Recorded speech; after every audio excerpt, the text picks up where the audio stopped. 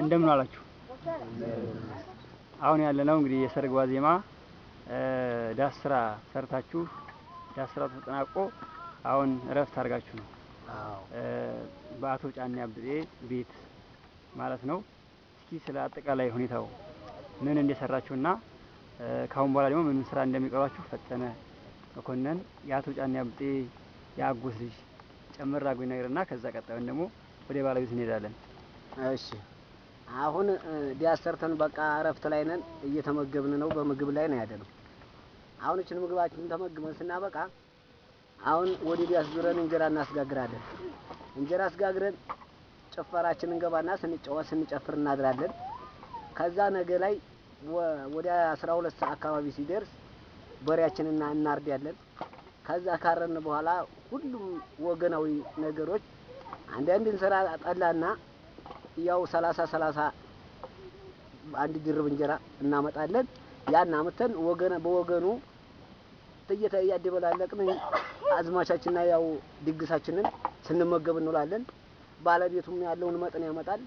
ስንጫወት እንውላለን። ሙሽራችንን በባህላችን በተወሰነ ሰዓት እንደ ቦታው ቅርበትና ርቀት በኦቶ አስወጥተን ከዛ ደግሞ ስንጨፍር ለማደር ዝግጁ ነን። በጣም እናመሰግናለን።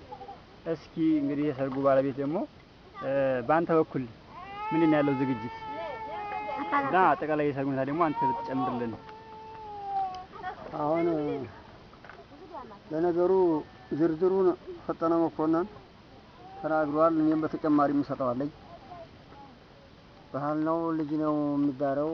ልጅ ሲዳር ሁኔታው ነገር ያው መጀመሪያው መጠንሰሻ የሚባለው መሰናጆ ነው። ያሰናዳል። ተሰናድቶ በኋላ ሰርጉ ነገ ሊሆን ዛሬ ዳስ ይሰራል።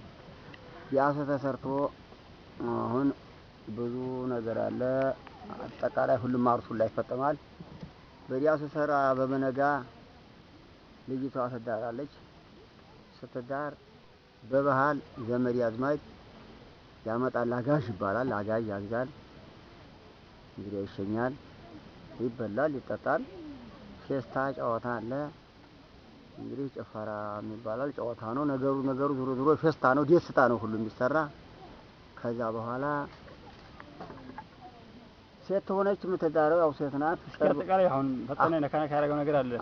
የዘመድ ድርሻ ያንተ ድርሻ ምንድነው?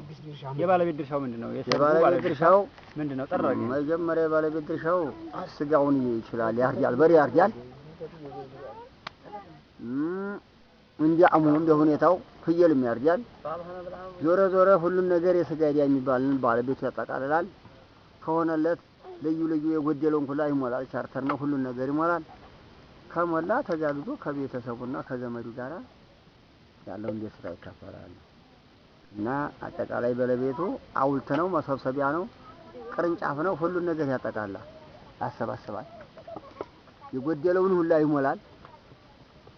ለደስታና ለፌስታ ዘመዱን ለማስደሰት ልጁን በዓለም ለመዳር ይፈልጋል። ሁሉን ነገር ዘመዱን በሰላም እናመሰግናለን።